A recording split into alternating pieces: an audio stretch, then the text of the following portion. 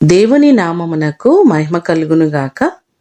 ఈ శుభ శుక్రవారమున మీకందరికీ శుభవందనాలు తెలియచేస్తున్నాను. ఈ దినము మిమ్ములను బలపరచు దేవుని మాట.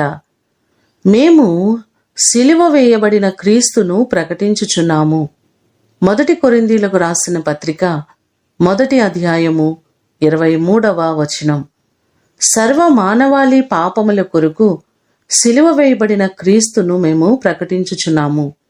1 కొరింథీయులకు రాసిన పత్రిక 2వ అధ్యాయము 2వ వచనములో చూస్తే, సిలువ వేయబడిన క్రీస్తును తప్ప మరి దేనిని నేను ఎరుగకుందును అని పౌలు మహాశయుడు ఈ భాగంలో చెప్తున్నారు. మనందరి కొరకు తన్ను తాను అర్పణముగాను బలిగాను అర్పించుకున్న గొప్ప దేవుడు ఆయనే.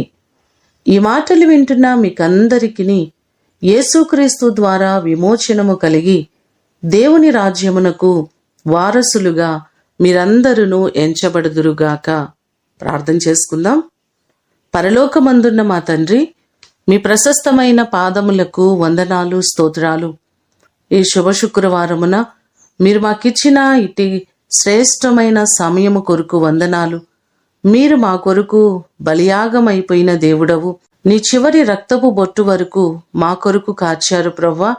మేము పాపులముగా, అవిధేయులుగా, అపరాధముల చేత చచ్చిన స్థితిలో మేముండగా మీరు మా కొరకు శిలువ యాగమును అనుభవించిన దేవుడవు.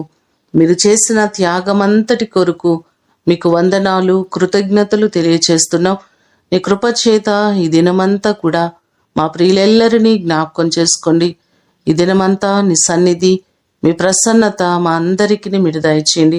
మీ శిలువ త్యాగము ఎక్కడా వ్యర్థమైపోకుండా ప్రతి వ్యక్తి, ప్రతి కుటుంబము దేవా నీ చేత పట్టబడినట్లుగా, నీ సన్నిధిలో వారందరూ జీవించినట్లుగా సహాయము చేయండి.